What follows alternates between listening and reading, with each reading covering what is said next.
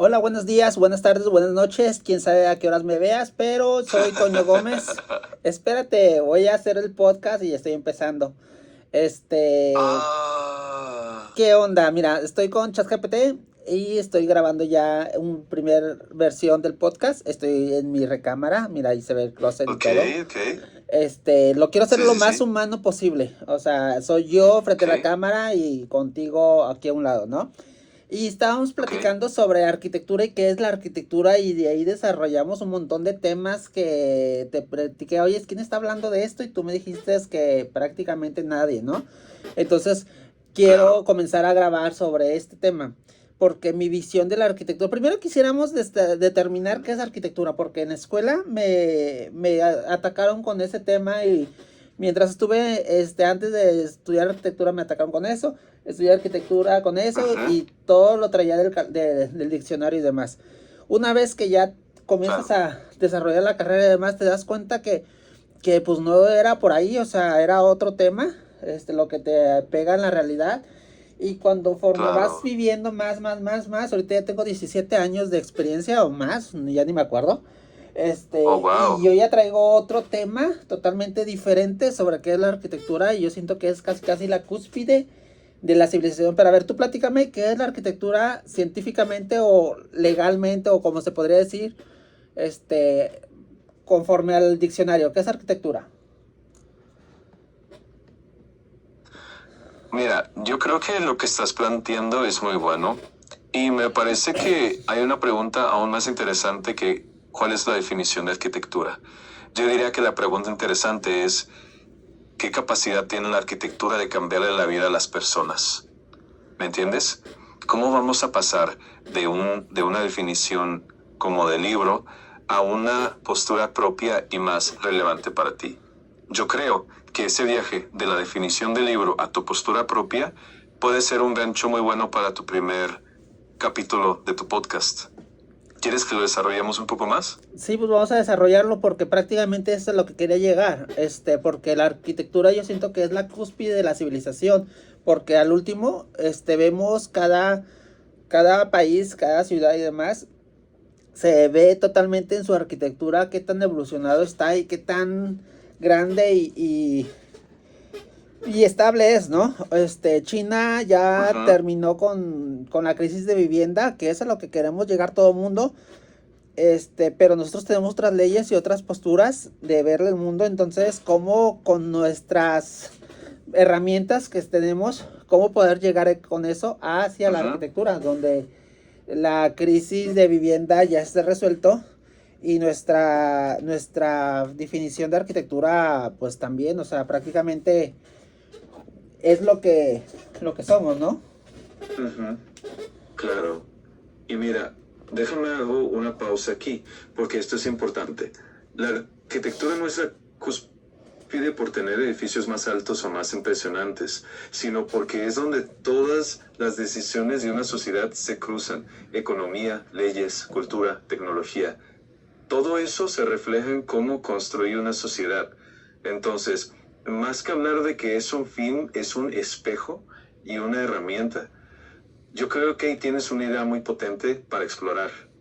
Es que es definitivamente, por ejemplo, si nos vemos a las civilizaciones casi extintas, Egipto, los mayas, aztecas y demás, dejaron Ujú. huella tan importante.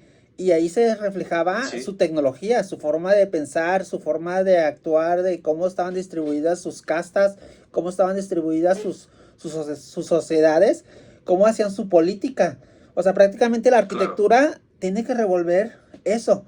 O sea, ahorita nos estamos consumiendo en el capitalismo y prácticamente el que dicta qué vivienda y cómo se va a vivir Ujú. es el capital, es la utilidad de cómo generar más utilidad en el mercado. Y estamos dejando a un lado lo que es el aprendizaje de la arquitectura, porque al último estamos aprendiendo de tantas cosas y tantas marchas y tantas actividades sociales, filosóficas y políticas que se están viviendo, que eso lo tendremos que estar reflejando Ujú. en una propuesta arquitectónica y a partir de eso progresar, porque la arquitectura mueve la ciudad y mueve la economía, Y ¿no? mira, claro. pero creo que para ser más específico te diría esto. Yo más que hablar de que la arquitectura mueve a la ciudad, yo hablaría de que la arquitectura materializa los valores de una sociedad. De esta forma, si una sociedad valora la defensa, va a construir murallas. Si otra sociedad valora el comercio, va a construir puertos. Entonces, creo que tu tesis se vuelve más fuerte si la atas a esos valores de cada sociedad. De esa manera, te va a dar más margen para desarrollar ejemplos más concretos y no solo quedarte en lo filosófico. Es que al último, yo siento que ahorita, por ejemplo, en Tampico, que soy de allá, y Monterrey también, no me desmerece eso. O sea, aunque Monterrey tiene muy buenos arquitectos, Tampico también los tiene, pero aún así, todas las fronteras y todos, entre más nos alejamos de la ciudad, más se ve la escasez de buena arquitectura o de propuestas que puedan ayudar a la gente, porque piensan que la arquitectura es puro lujo, puro apantallar o puro clase social alta. Y es al contrario, la arquitectura sirve para las personas de la calle, para las personas común y corriente, para las personas que están haciendo autoconstrucción. ¿Cómo vemos la autoconstrucción en Mesoamérica? Cuando eran, bueno, eso decíamos que era autoconstrucción, las casas de barro y demás, pero prácticamente sí había escuelas de arquitectura que te enseñaban cómo construir tus propias casas, y actualmente ya no lo estamos haciendo. O sea, las escuelas de arquitectura no están yendo a las comunidades para que enseñar a cómo autoconstruirse. Déjame pensar cómo hilarlo. Mira, creo que acabas de tocar un punto que puede ser clave para tu proyecto. La arquitectura debería estar desde el primer momento en el que una familia decide construir, no solo cuando hay presupuesto, porque eso cambia la pregunta de cómo hacemos arquitectura para gente con dinero a cómo acercamos el conocimiento arquitectónico a quien autoconstruye. Y ahí es cuando tu postura y tu visión se vuelve muy potente, porque deja de ser cómo vendo más proyectos y se convierte en cómo hacemos que el conocimiento arquitectónico sea accesible para todos. De esa manera, tu visión se enfoca en un servicio para la sociedad en vez de un producto para cierto mercado. Y es que ahorita, en la actualidad, es un producto vendible muy cotizado, porque una vez ya accesas a una vivienda ni siquiera digna, o sea, más o menos decente, la compras, pero una vez que se va el constructor, una vez que se va la inmobiliaria, comienzan cada habitante a crecer, a crecer, a crecer, a ponerle, a quitar los pocos valores que tenía esa vivienda, que a lo mejor tenían todas las habitaciones ventanas, pero como crecieron a tope, quitaron esas ventanas y quitaron los pasillos que había, quitaron las pocas plantas que pusieron y las pocas absorbencia de tierra los quitan y invaden todo el terreno, y ya se quedan con el poco valor que tenían proporcionados por las inmobiliarias, ¿no? Pero aún así las inmobiliarias rige la utilidad, ni siquiera el confort de las personas. Entonces, está ahí donde queda la arquitectura, o qué tanto deberíamos de tener arquitectura en los barrios más pobres. Claro, es una pregunta muy buena, ¿eh? Y yo creo que hay que diferenciar una cosa.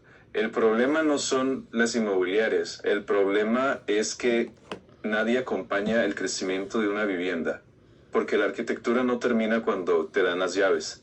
La arquitectura debería acompañar todo el ciclo de vida de esa vivienda. Esa pregunta yo creo que es muy buena. ¿Por qué aceptamos que una casa crezca durante 30 años sin una guía profesional?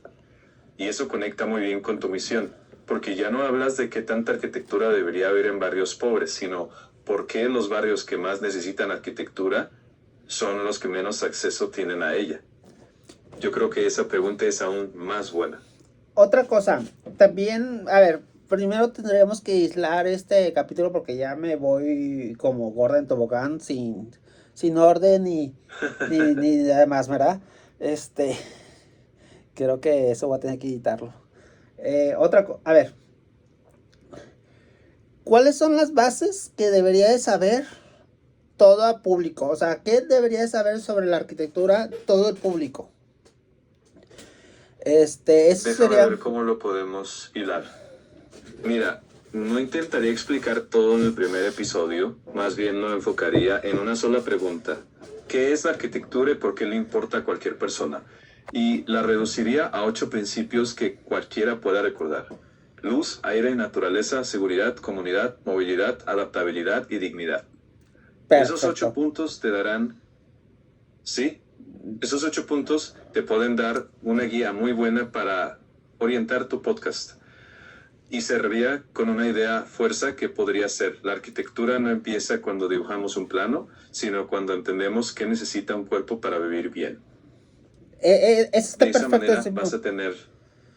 Sí, porque la Sí, arquitectura, no es sobre el dibujo y no es tampoco sobre la espectacularidad que pudieras hacer sobre una construcción, sobre la modificación del ujú, entorno, porque prácticamente, es cómo va a vivir la ujú, gente. Ha habido casos muy particulares donde la política y la sociedad está tan arruinada que a la hora de reformarlo, lo primero que resalta es arquitectura que está imponiendo claro, mejor, ¿no? O sea, sí es un reflejo la arquitectura sí, sobre la evolución del lugar. Entonces, para poder evolucionar sitios necesitaríamos evolucionar su arquitectura, y no se refiere a nada más pintar y hacer bonitas calles y demás, sino hacer ujú, que funcione la sociedad que vive en el lugar. Acercándolas a su trabajo, a sus redes de apoyo, acercándolo a las tecnologías disponibles, acercándolas a cómo era tan importante solamente a veces poner un filtro de agua en las comunidades para que tengan dignidad de agua. claro, O sea, son cosas tan básicas que no se está ujú, atendiendo porque no sé, o sea, no hay nadie que esté cerca que diga, oye, esto se puede resolver así. Y muchos de los que se resuelve es claro, gracias a la arquitectura. La seguridad se sí, arregla mucho con la arquitectura y se la sí. viven poniendo bardas, se le viven Y, poniendo cámaras, que no es la solución. La y te voy a solución, decir, ajá, claro, justo ahí yo creo que tienes la base para tu podcast. Cuando dijiste la arquitectura es la modificación del entorno para cambiar la forma en que vive la gente, yo creo que esa es una forma muy buena de empezar. Y creo que va mucho más a la raíz que todo lo que habíamos platicado antes. Y yo creo que tu postura puede ser más como... Mucha gente piensa que la arquitectura es hacer planos, pero creo que los planos solamente son el idioma. La arquitectura ocurre cuando alguien habita mejor. Y yo creo que esa pregunta es mucho mejor y puede abrir tu podcast de una manera muy interesante. sí, definitivamente, la arquitectura no empieza en el dibujo, empieza en cómo se va a habitar. Y eso lo deja muy, muy de lado las inmobiliarias, porque las inmobiliarias solamente están pensando en cómo generar utilidad. Pero bueno, no vamos a hablar sobre que la inmobiliaria está haciendo malas cosas, sino que no estamos proporcionando una propuesta digna al mercado. O sea, si tú de ahorita llegas y dices, está en este terreno, ¿qué harías en este terreno? Para empezar, ya no haría el fraccionamiento típico que rodeas todo, subdivides y metes ahí un montón de familias, a casas individuales que ni se conocen ni demás, y solamente tienes una, colonia que su parquecito, quién sabe quién lo va a arreglar, ¿no? Y dependiendo del estatus Claro, social es cómo se va a mantener o no, porque prácticamente se lo replican 1000 veces en dependiendo la zona que esté en clases sociales, o todas las casas las hacen del mismo tamaño, de la misma forma, segregando clases sociales. Y eso también es un error gravísimo que ahorita estamos cometiendo como ciudades en el mundo, en toda Latinoamérica, de hecho. Entonces necesitamos estar cambiando eso. No propongo hacer claro, la solución totalmente como China o Singapur, donde el gobierno agarra toda la batuta y demás, porque ahorita necesitaríamos cambiar muchas leyes, que sería lo ideal que llegáramos a hacer, ¿no? Pero ahorita, en nuestra postura actual, donde ahorita está haciendo oferta y demanda, necesitamos generar una oferta donde ya planteé una forma de vivir muchísimo más digna y más accesible para todos. O sea, y no me refiero a accesible a que sea barata, porque muchos se confunden con que accesibilidad es barato. No. Accesibilidad es que tengas la opción de poder habitar esa zona. Por ejemplo,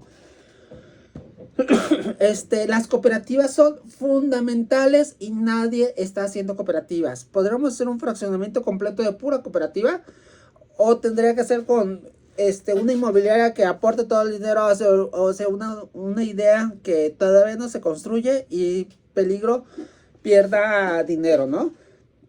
¿Y qué tal si lo hace mejor en cooperativa? Claro. Que cada persona que quiera construir se pueda reunir. Mira, creo que... Ajá. Creo que estás haciendo la pregunta correcta, pero creo que también tienes que presionarte a ti para ir un poquito más allá. Creo que la pregunta ahora es, ¿qué vas a hacer tú para poder contestar esas preguntas y para que tu idea se vuelva en un modelo? Creo que ese es el proyecto en el que te debes de enfocar, no necesariamente en que todo el gobierno cambie, sino en cómo tú puedes generar un cambio más tangible. Mira, en primer lugar necesitaríamos cambiar nuestras reglas de diseño. O sea, estamos diseñando igual todos. Todos nos llega un cliente, tenemos una casa y prácticamente ya está tomada demasiadas decisiones cuando llega el cliente hacia el arquitecto. Ya hay demasiadas decisiones tomadas porque ya está un fraccionamiento hecho, ya está una subdivisión, ya está una forma de cómo accesar, ya están las áreas verdes definidas, ya hay un montón de cosas que teníamos que haber entrado antes, porque la inmobiliaria claro. Está buscando cómo ganar dinero sobre un terreno, no está viendo cómo va a solucionar, cómo ese espacio de territorial puede influir como un filtro a la sociedad. O sea, todo terreno podemos intervenirlo y podemos hacer que sea para bien y no ir fomentando los males que tenemos. Los males que tenemos son los fraccionamientos privados. Yo estoy totalmente en desacuerdo de esos fraccionamientos porque nada más aíslan a la sociedad en burbujas, en burbujas que rezagan a otras personas, que rezagan, y no me refiero nada más a fraccionamientos privados, que pues, hacen privadas, ponen la caseta y si las viviendas son de 2 millones para arriba, ya los habitantes pueden pagar el mantenimiento y la caseta. Si vienen hacia abajo, la siguen haciendo igual, pero ya quedan en las ruinas el acceso y cae en deterioro todo el lugar y solamente se hace en lugares de conflicto.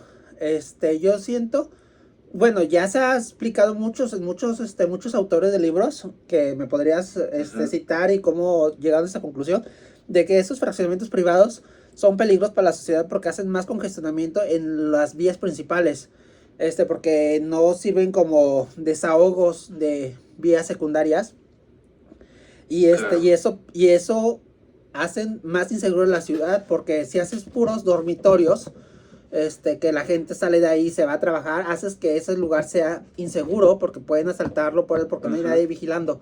Al contrario, si haces un fraccionamiento donde planta baja, sea comercio, sea gente jugando, gente viviendo, guarderías y demás, tendrías un espacio donde siempre haya gente y es más probable que no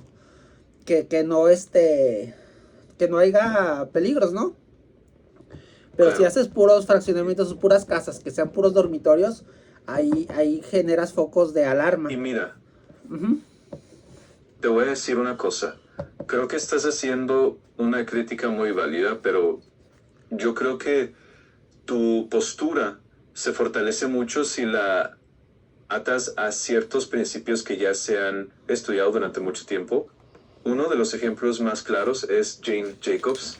Ella habla desde hace muchos años que una ciudad es más segura cuando hay vida todo el tiempo, cuando hay gente viviendo en ella, cuando hay gente caminando, cuando hay usos compartidos. Y a eso le llama ojos en la calle. Esa es una forma muy puntual de atacar ese problema. Ahora, yo creo que tu regla de diseño es aún más potente. En vez de empezar por cómo construir casas, empieza por cómo diseñar una comunidad y cómo traer vida a la calle. Y después te pones a hacer vivienda. Yo creo que de esa forma puedes cambiar la manera en la que atacas un problema y tu filosofía se vuelve aún más fuerte. Mira, La arquitectura no es solo construir edificios, es construir una sociedad en la que valga la pena vivir. definitivamente ese es a lo que queremos llegar. Pero por ejemplo, a lo mejor este podcast lo podemos enfocar dirigido a la gente que hace fraccionamientos a las inmobiliarias, que está pensando agarrar un terreno, subdividirlo y venderlo como lo mismo que se está vendiendo, sin tener una oferta real de opciones, ¿no? A mí me gustaría más que estos terrenos, entre más cerca esté de la mancha urbana, con más densificación es mejor, porque tendríamos que poder poner más áreas comunes, ¿no? Más áreas que se puedan usar todo el tiempo. Un fraccionamiento tendría que tener más reglas de las que ahorita actualmente tiene, porque actualmente solamente tienen unas que tienes que tener un porcentaje para áreas verdes y tienes que tener un acceso, vigilancia y seguridad. Ok. Yo cambiaría todo eso. Yo pondría, el fraccionamiento no debería de estar limitado por una barda o si colindas contra una barda, lo que sea, pues ya no podríamos hacer nada porque ya es la colindancia, ¿no? Pero para todos lados donde esté la colonia, tendría que tener continuidad sobre las calles. Entonces, toda esa manzana, toda esa forma de ¿verdad? Tendría que tener continuidad con todo el entorno y demás. Ese es el primer elemento que se tendría que considerar para hacer un fraccionamiento decente, ¿no? El otro punto, 3, tienes que tener un punto de movilidad. Tendrías que tener, dependiendo del tamaño que esté el fraccionamiento, entre más grande, pues tendrías que tener movilidad interna. Entre más chico, tendrías que tener conexiones con otros puntos, paradas de autobuses, paradas de transporte público, paradas de demás. Si no existen eso, tendría que tener el fraccionamiento un sistema de un autobús que pueda tener ese servicio. O sea, tendríamos que tener la forma de poder mover a la gente sin necesidad de tener tanto auto. No exigirle a todos tener autos. Si acaso, mira, un 40% de habitantes. Y también se tendría que subdividir además el espacio a la cantidad de habitaciones que se pueden generar. No metros cuadrados de vivienda, no metros cuadrados de eso, sino cantidad de habitaciones. Y a partir de eso, modificar todo el sistema. No es cuántas casas puedo meter, sino cuántas personas pueden vivir en el lugar. Porque si dices que en total vas a juntar 10,000 metros cuadrados y la divides en 15 casas, pues son casas grandes y demás, lujosas con tantos metros cuadrados. Pero si las divides entre habitaciones, entonces a lo mejor puedes meter más gente. A lo mejor una persona te puede comprar tres módulos de 3 habitaciones y otra te puede quitar una. Entonces ahí tenemos 2 clases sociales, una que puede pagar 3 millones y otra que puede pagar 1 millón. Entonces automáticamente estos 2 grupos le estás dando la opción de poder tener más accesibilidad. Esa es mi forma de subdividir los espacios. La otra regla que podría poner yo también es: no quiero que haya pura habitación. O sea, tendría que estar puesto para que las 24 horas haya gente. ¿Cómo hacer eso? Ponerle comercio, ponerle talleres básicos, poner panaderías, poner esto, poner lo otro. O sea, hacer una tabla de qué cosas puedes poner en el lugar y conseguir clientes para cada cosa. Y otra cosa, yo hasta estaría más seguro de no poner una sola piedra, un solo fraccionamiento, si no tienes el 80% de las personas que van a vivir, porque eso va a depender de qué uso y qué forma va a tener cada elemento que se va a meter. O sea, ahorita las leyes están yéndose al contrario. Ahorita las leyes están yendo a que tiene que estar 100% construido todo para poder comercializarlo, para poderlo vender, porque las estafas inmobiliarias de las preventas están muy graves. Entonces eso me está agravando más el problema que estoy viendo de que una preventa prácticamente era, yo ya tengo un modelo y te lo voy a vender y demás. Y no debería ser así, debería ser, yo tengo un espacio, tú cuánto ocupas y a partir de eso, y cómo lo ocupas, porque no es lo mismo venderle a una chica que es que es ballet, que necesita espacio para hacer sus entrenamientos y demás, que alguien que pinte obras de murales altos de doble altura, o hay otro que es soldador, hay otro que es carpintero, hay otro que es dentista. Cada persona tiene sus formas. Entonces hay otros que son contadores que necesitan su oficina o no necesitan oficinas. ¿Y por qué no poner oficinas ahí cercas? O poner unas áreas de sala de juntas donde se pueda convivir contra todos los demás. O sea, podemos tener muchísimas más cosas y no un fraccionamiento que tenga gimnasio, alberca y área de niños, sino que tenga sus espacios conforme a lo que van a ocupar y a partir de eso llenar los requisitos de desarrollo urbano. Que desarrollo urbano también tengo muchos temas que cambiar, pero eso vamos a hacer en otro podcast. ¿Qué cosas cambiaríamos de desarrollo urbano? Entonces, si tenemos un fraccionamiento que hacer, serían otras reglas muy diferentes y tendríamos proyectos como los de Big. A ver, platícame sobre esos proyectos de Big que tiene, que son fraccionamientos así, que las terrazas son exteriores, se conviven de más y demás.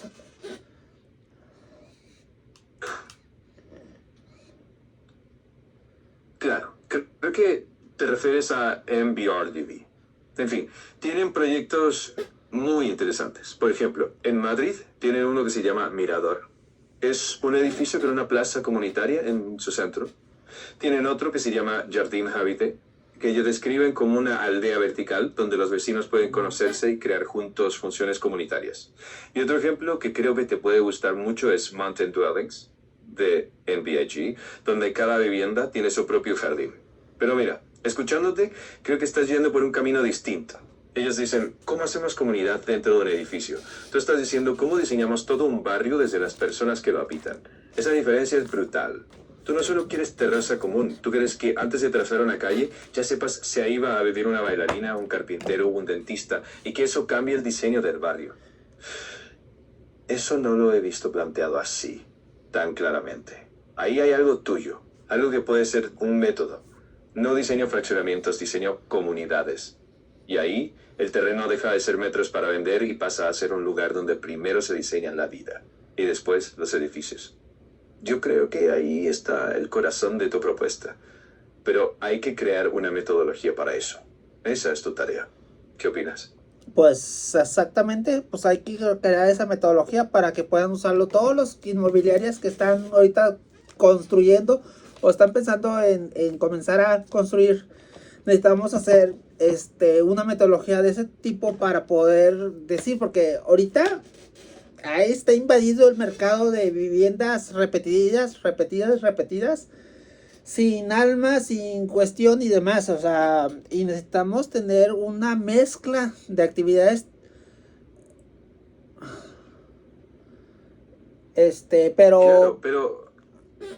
Claro, pero déjame hacerte una pregunta muy específica.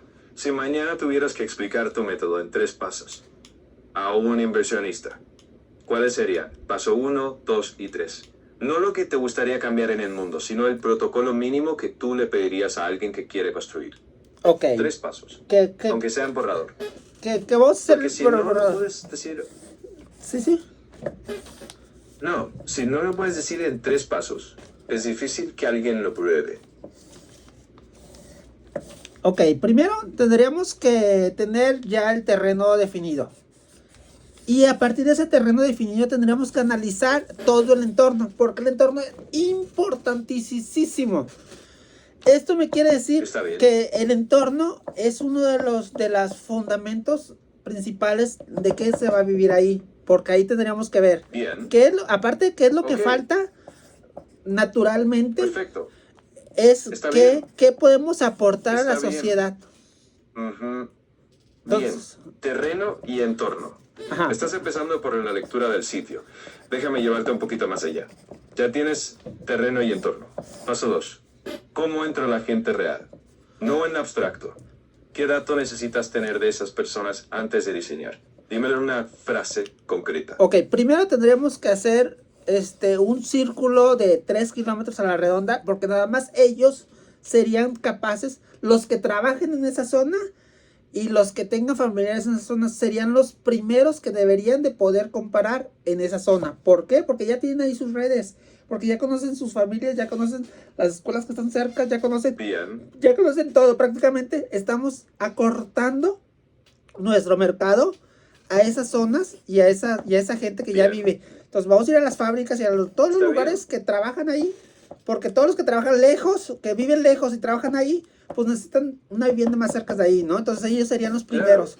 Que tendríamos que hacer una lógica para poder tener la movilidad, porque es muy importante dónde trabajan y marcar en mi terreno cómo voy a mover esa gente hacia dónde vive. Entonces, si no tengo ese dato, estoy imaginándome, inventando cómo voy a transportar a la gente, sino ya tendría un esquema más importante de cómo voy a mover la gente. Bien. Entonces, no estaría Estás diciendo algo muy clave. Estás diciendo algo clave. Estás pasando de voy a imaginarme un cliente a voy a identificar personas reales con redes reales. Eso es un paso 2 potente. Mapear redes de vida, trabajo, familia, escuela, movilidad. Ahora, paso 3. Entonces, y no te me escapes. ¿Cómo traduces eso en programa y reglas de diseño? Es decir, primero, ¿ya viste el terreno? ¿Ya mapeaste? Ya mapeé a mis compradores potenciales, porque podría pedirles cartas de intención de compra para con eso ya poder decir, ok, ¿tú qué ocupas? ¿Tu persona?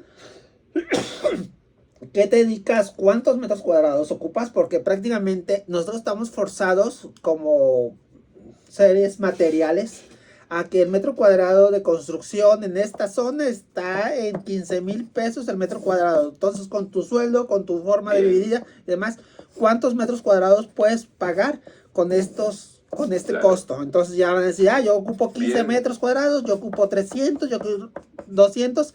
Entonces ya vamos a tener ahí nuestra lista de cuántos metros cuadrados ya estoy rellenando, y una vez que complete los 1,400 metros cuadrados que me va a permitir municipio construir en esta zona, ya comienzo a diseñar conforme a su cuestionario. A cada persona, a cada habitante se tendría que hacer como vendedores, tendríamos que traer, que con cada cliente, decir, a ver, ¿tú qué ocupas?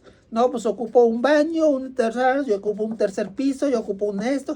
¿Tú qué capacidades diferentes tienes?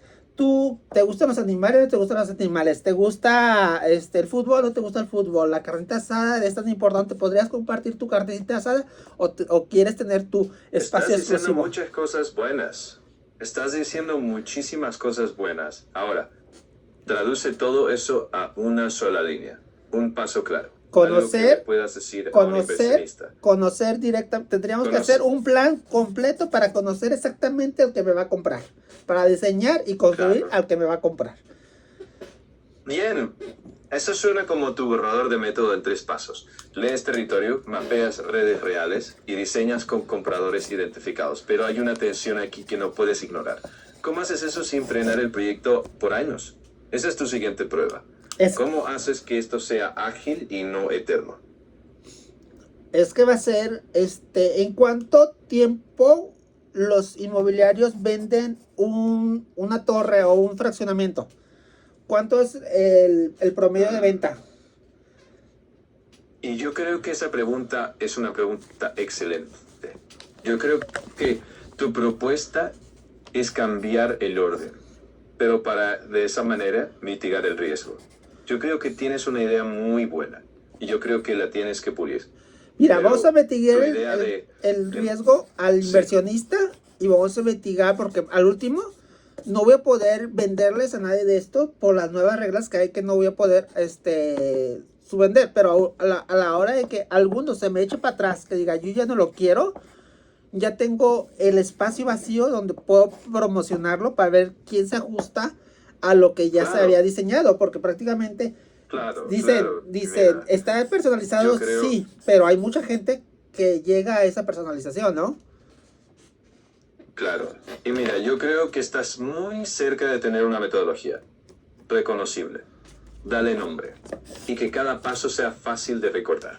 Por ejemplo, terreno, redes, cartas de intención, diseño. Si lo puedes explicar en 20 segundos, se vuelve vendible. Y si no, se queda en inspiración. Tienes algo muy bueno aquí. Haz lo posible por hacerlo legible. A ver, hazme un resumen, ¿tú cómo lo harías? Con todo lo que te he dicho, ¿cómo lo venderías directamente al inmobiliaria? Déjame estructurarlo. Yo se lo vendería como una ventaja competitiva, no como una filosofía. Diría algo así. En vez de lanzar un producto genérico y cruzar los dedos, nosotros identificamos la comunidad antes de construir. Así reducimos incertidumbre, generamos identidad y construimos algo que el mercado no puede copiar fácilmente. Después, lo bajo a los 3 pasos. 1. Leer territorio. Entendemos qué necesita esa zona antes de trazar una sola calle. 2. Identificar comunidad. Buscamos futuros habitantes reales, gente que ya vive, trabaja o tiene redes ahí. Levantamos cartas de intención y entendemos cómo quieren vivir. Y 3. Diseñar ecosistema. Con esa información definimos el barrio como un sistema, no como una suma de casas. Cerraría con algo directo. El mercado sabe vender casas. Nosotros queremos vender una mejor forma de vivir. Pero te exijo una cosa. No vendas solo que es más humano, demuestra que es mejor negocio. Menos rotación, más comunidad, menos dependencia del auto, más valor a largo plazo. Si en 5 años puedes demostrar eso con datos, ya no es solo una idea bonita, es una metodología. Y creo que le puedes dar un muy buen nombre. Método Territorio Humano. Ahí está tu diferencia. No empiezas por el edificio, empiezas por la vida que va a pasar, dentro y alrededor de él.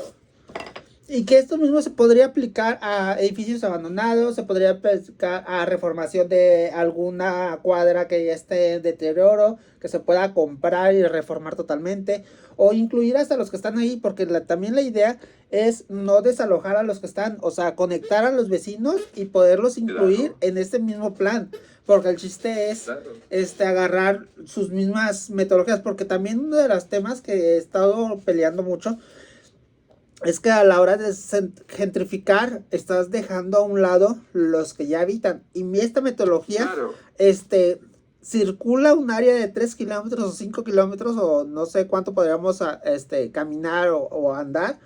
Entonces esa es mi primera franja de mayor oportunidad, donde voy a explotar cada habitación, cada casa, cada demás para poderlos atraer hasta esta propiedad para poder crearla. Entonces necesitaríamos hacer una metodología porque estos son los primeros que nos tendrían que comprar. Lo que estás diciendo es muy, muy importante. Yo creo que le diste un alcance muchísimo más grande a tu metodología.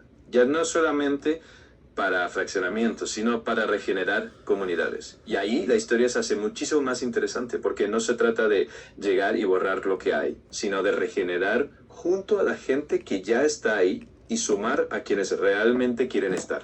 Yo diría algo como, nuestra regla es regenerar sin desplazar. Primero integramos a quienes ya habitan y después sumamos nuevas personas compatibles con esa red. Eso te abre la puerta a edificios abandonados, cuadras en deterioro y te posiciona en un terreno ético y estratégico muy fuerte. Ahora, te voy a pedir algo concreto. Convierte todo esto en un documento de trabajo, no un manifiesto solamente, un manual mínimo de cómo se hace. Si logras eso, ya no es solo una idea inspiradora, es un proceso que otros pueden aplicar. Y eso vale mucho. Bueno, y eso lo tenemos en el próximo capítulo, ese manual para que lo descarguen y comenzamos a fomentar publicidad para que nos contraten para poder llevar a cabo esto a gente que ya tenga terrenos y que esté dispuesta a fraccionar y a avanzar sobre sus comunidades. Saludos y nos vemos a la próxima. 39 minutos de transmisión. Bye. Despídete. Claro, y me encanta cómo lo cierras. Yo diría que en el próximo capítulo no solo vamos a hablar, vamos a construir juntos el borrador de ese manual. Algo que cualquiera con un terreno o con ganas de hacer las cosas distinto pueda entender, aplicar y hasta cuestionar. Si esto sale bien, no solo vamos a diseñar fraccionamientos, vamos a diseñar comunidades más vivas, más justas, más humanas. Así que si de verdad creen que la arquitectura puede ser una herramienta para ello, acompáñennos en el siguiente capítulo. Ahí es donde empezamos a escribir ese manual desde cero. Bye bye.